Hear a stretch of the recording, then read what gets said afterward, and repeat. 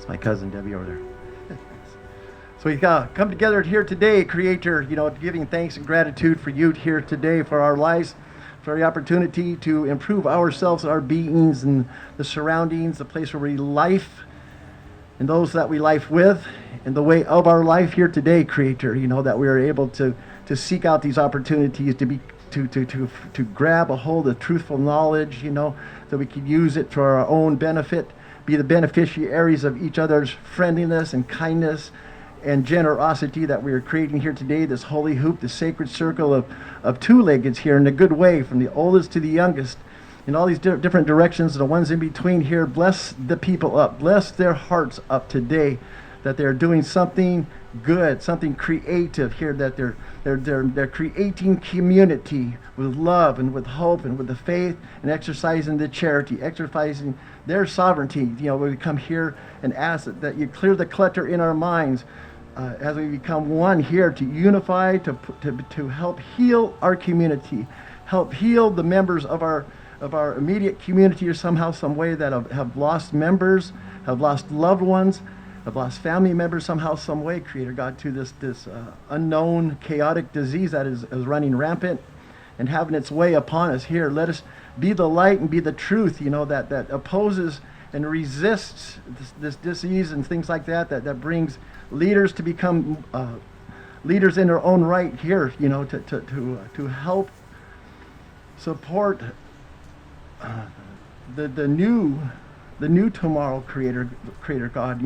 So we ask these things as our children watch upon us here, that we're able to be responsible for our actions, what we do and what we don't do, what we say and what we don't say, the consent that we hold and give.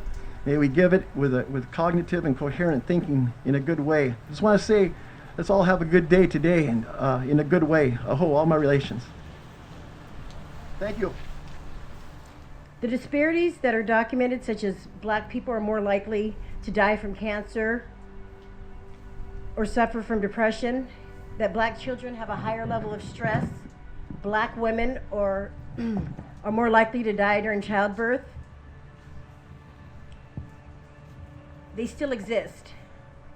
Nothing much has changed. The COVID pandemic has only made those disparities and the structural discrimination that are rooted in more apparent. Black Americans have been dying at 2.4 times the rate of white Americans.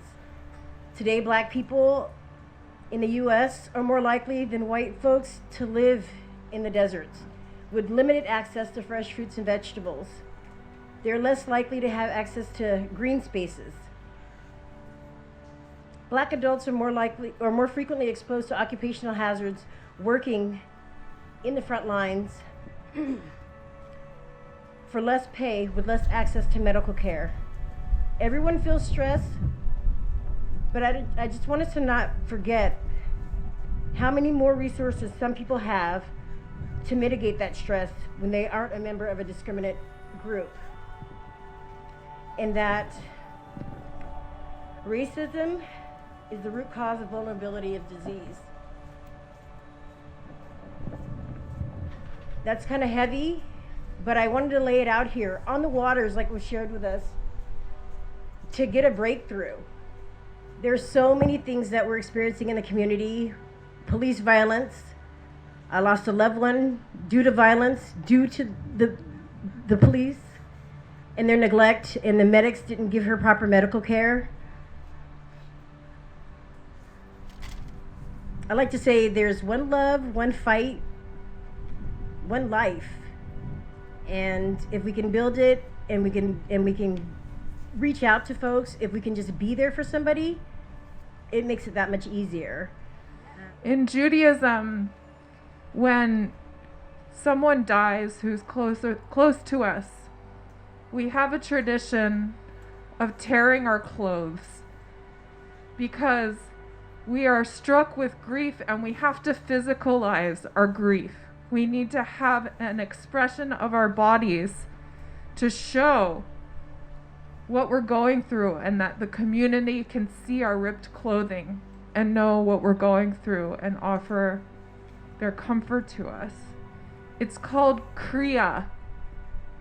tearing. And to me, kriya, that word, sounds like a wail. It sounds like wailing. Kriya. We're tearing and we're wailing and we're grieving. And when we have an opportunity to grieve and have space to grieve, grief is different from depression and white supremacy. Grief allows things to transmutate and change. And that's why it is so important for us to have spaces to grieve, so that through grieving, our actions, our ways of being in the world can be transformed, and we can work towards tikkun olam, we call it, healing the world. And we can work to heal in our communities. Everybody's got to do their part to make it happen. We all have to do something. So take time to grieve and heal.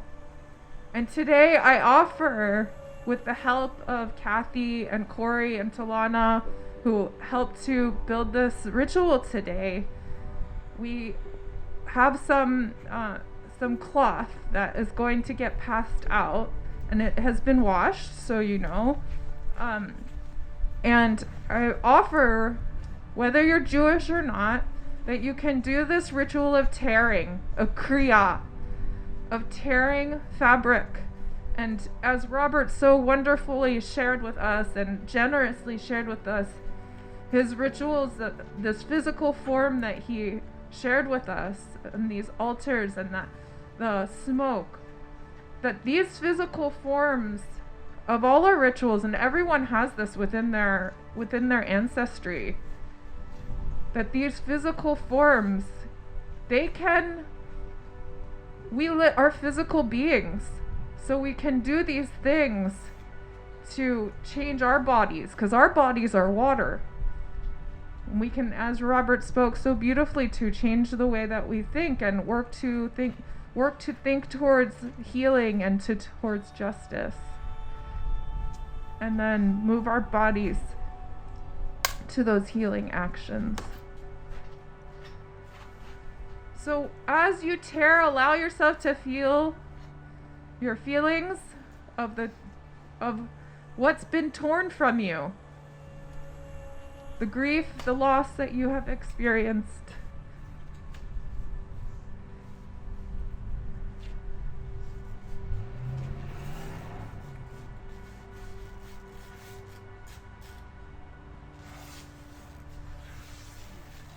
Sure.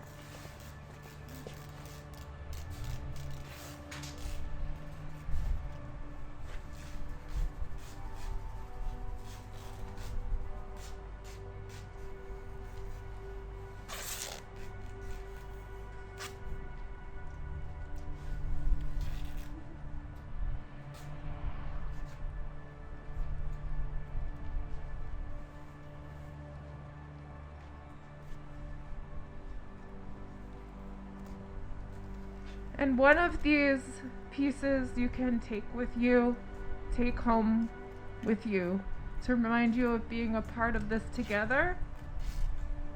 And the other part, we're weaving together a blanket of healing and comfort. And I'm not sure, Kathy, do you know how we're going to hold it? Okay. And so we can come over one at a time to weave the other piece of your fabric into our blanket of healing. That all our grief can come together and be transformed into something beautiful. And we can take comfort that we aren't alone. That we all have felt this tearing.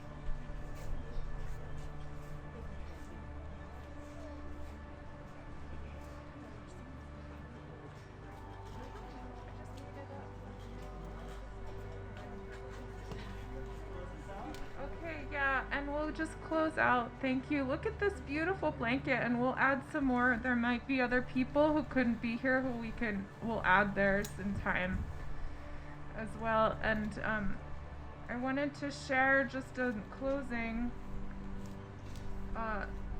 the prayer that we say, the mourner's Kaddish, the prayer we say for the dead. And we actually don't say it. We say this prayer for praising all that is, praising the ancestors, all who've come before, and praising our existence. We don't say it in a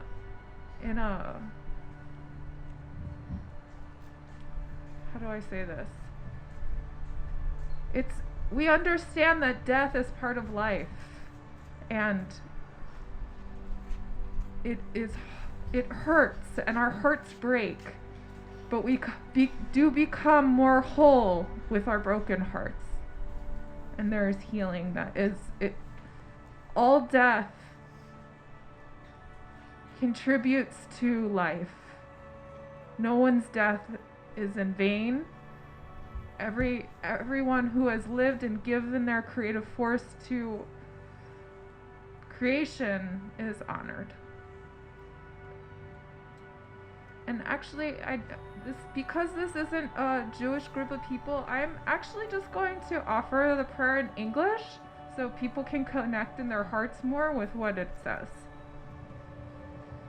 Blessed and praised, beautified and exalted, raised and glorified, elevated and extolled be the name of the holiness, blessed be she. Beyond all the blessings and hymns, praises and consolations that are spoken in the world, and say, Amen. May there be much peace from heaven and earth, and life for all the people of the world. And may we say, Amen. May she who makes peace in her shrines